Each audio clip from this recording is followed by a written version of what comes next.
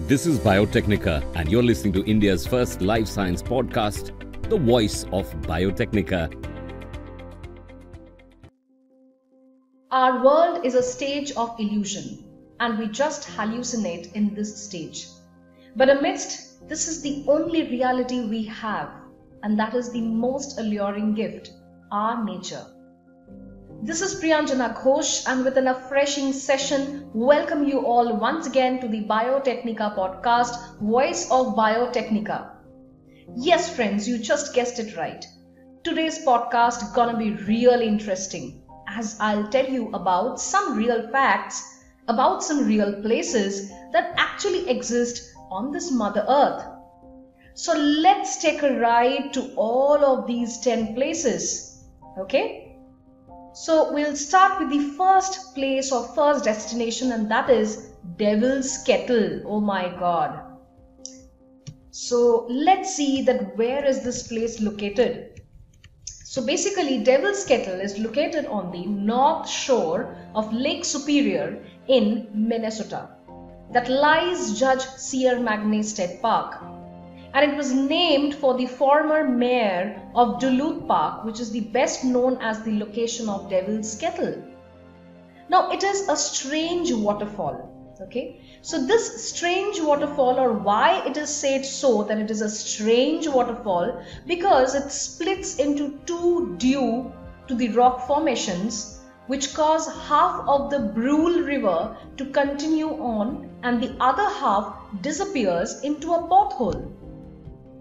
So, several scientists have undergone several experiments using dyes, using ping pong balls, as you can see.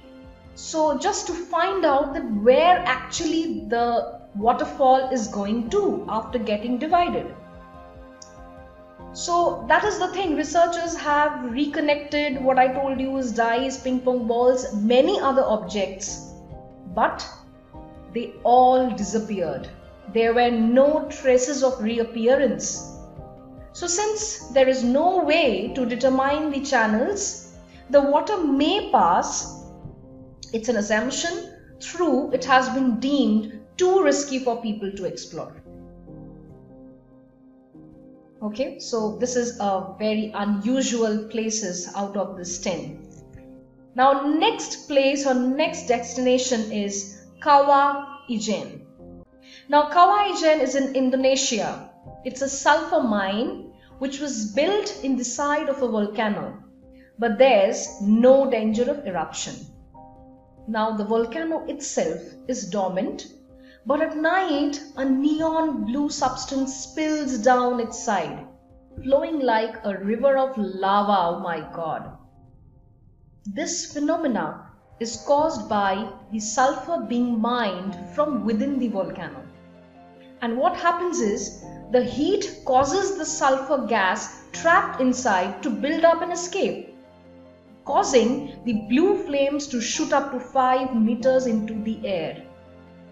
Such a strange incident, no? The gas then semi-solidifies into a liquid form and it flows down the mountain. So once it hardens, it is mined by the workers. And what happens to the sulfur?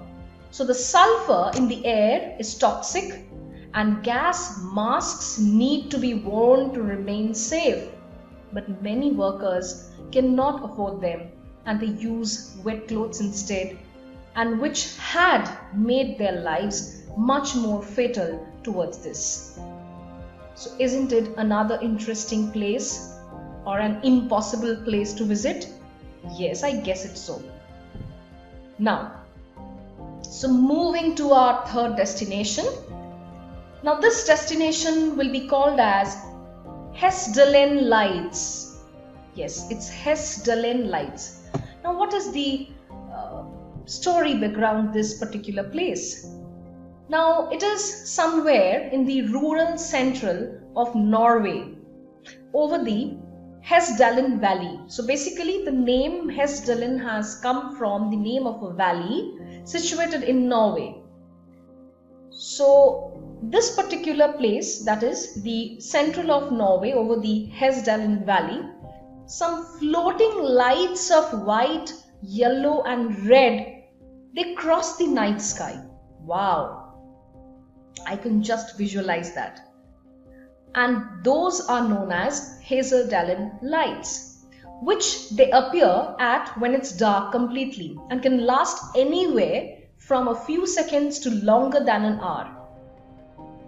So the lights sometimes move at an incredible speed and slowly some other times also, seeming to float in the midair. So because of this speed, the speed is not at all uniform for these lights. They're somewhere slow, they're somewhere faster. So it seems that they're moving or they're floating slowly. So since at least the early 1930s, people have spotted the lights and hypothesized what could be causing them. So it is believed, or we can say that some researchers believed, that they may be caused ionized iron dust. But tests have not been conclusive till date. Okay, so a lot of researchers I would say are going on this project, which is a very costly project also, and let's see what comes out of it. Okay friends, yes, so let's take the ride to our next destination, which is Lake Karachi. Okay, these places, see, their characteristics, their impossibilities are so uncertain, and even their names, have you seen this? Their names are also very, very weird, like their strange characteristics. So during the Cold War, the USSR was desperately working to catch up to the United States in an arms race for nuclear weapons. And one of these factories was located in the southern Ural Mountains of western Russia on the banks of Lake Karachi. So Lake Karachi is or was in Russia. So while the Mayak facility was still running, they would dump the radioactive material and the waste directly into the water. So see, so basically Lake Karachi was a ground, or a dumping ground rather, for radioactive materials and wastes. And one incident happened in the year 1957. There was a dreadful accident that caused one of the nuclear waste storage tanks to explode, causing radioactive particles to travel over 9,000 square miles. Then, just 10 years after that, that is, in about 1967, there was a drought which caused the lake to dry up and spread radioactive dust via wind power over 900 square miles. And today, most of the lake is covered by concrete, but the most important thing is the area is still so toxic that simply standing near it only, just imagine, you're standing near Lake Karachi and just within an hour it can kill someone. Oh, so let's go to the next, and it's the most famous one, I guess. So everybody must have known about this place, and that is none other than Bermuda Triangle. Okay, so in this Biotecnika podcast also we had a session over this Bermuda Triangle even, right? So located in the western part of the North Atlantic Ocean, the Bermuda Triangle is a loosely defined triangle between Bermuda, Florida and Puerto Rico. So according to the US Navy, there is no such thing as the Bermuda Triangle. Okay, so it has been decoded. The mystery has been decoded by a group of scientists, and it's a real invention, I must say. But they cannot explain why aircrafts and ships have disappeared in the region in the past. So while many ships frequently pass through, I have discussed earlier in this the same session of the Bermuda Triangle regarding the rogue waves. Okay, so that is making basically the ships gone down, the cracks going down, okay, and they basically get disappeared. So there are it's some belief that the disappearances are basically tied to the lost city of Atlantis. Okay, it's a myth, so which they believe that lies deep beneath the tropical cyclone-rich area. And others believe that magnetic anomalies may also confuse the compass in the area, causing the cracks to become lost. So yes, Bermuda Triangle forms or becomes the most or one of the most impossible scientific places in this world. Okay, moving to our next destination is Doubletree. Oh my god. So what is this Doubletree about? So between the towns of Grana and Cosorzo in Piemonte, Italy, there is a rather unusual sight. On the side of the road, fenced off due to its uniqueness, is a large mulberry tree with a cherry tree growing through the center of it. My goodness, what our nature has store for us, really. While parasitic growths of trees caused by birds dropping seeds have happened before, they tend to be quite small before dying and being expelled from the host tree. The unusual thing about these trees is that they are both perfectly healthy and have branches that expand over 5 meters across.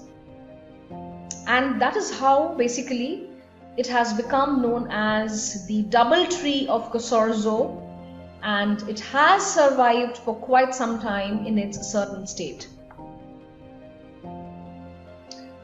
Okay, so one after the other we are just exploring amazing places of the world which were still unknown to us, correct? And for these we must have once a visit to these places. Okay,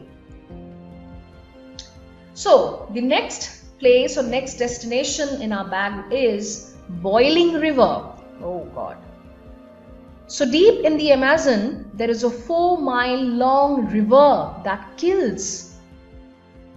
The Shanai Timshika gets as hot, that is the name of the river basically, okay, so don't get confused. The Shanai Timshika gets as hot as 196 Fahrenheit. And what is it equivalent to the degree Celsius? 91.1 degrees centigrade. And it boils anything that enters that water alive. Definitely 91.9 degree, my god. So usually for a river to reach this temperature, it must be in close proximity to a volcano, correct? But the nearest one is nearly 700 kilometers away.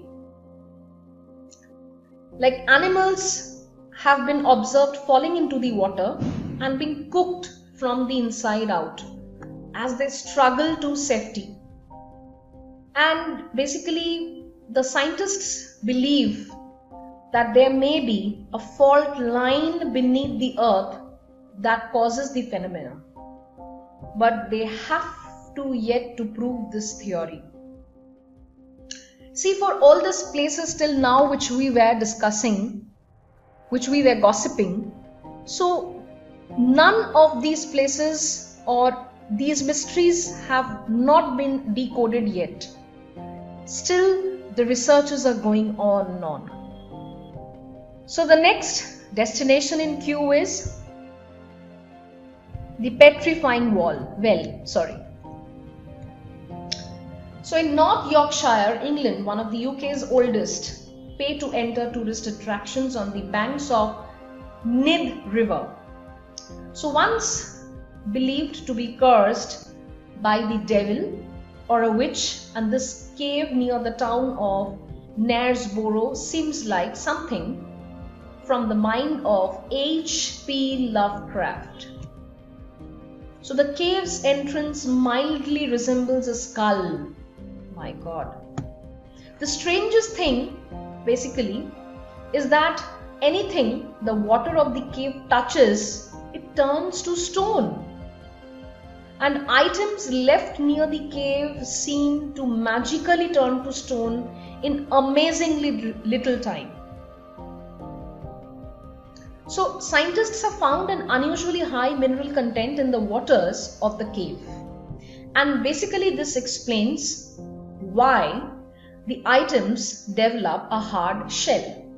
And much like a stalactite forming, but they cannot explain how it happens so quickly. Amazing. So while stalactites and stalagmites can take centuries to form, the petrification of these items only take weeks or sometimes months, depending on the size of the item. It's really beautiful, really amazing. Okay. Now, riding to our next place is the underwater park. So what is this underwater park? So it is near the Hochsquad Mountains in Austria. And there is a beautiful park with the benches and walking trails that can be explored in the midsummer and autumn even. So then the park and town of Tragos become buried in snow during the icy winters. And then comes the spring. So there is so much snow melting from the mountains and even the surrounding areas that the park becomes completely submerged because the nearby Gruner Sea overflows. So the drivers can then explore the underwater world where bridges and benches, everything like benches of the home of the trout and even some of the alpine flowers will begin to bloom there. And the waters of the lake begin to recede around the midsummer time when the park becomes basically accessible once more. Okay, so really interesting.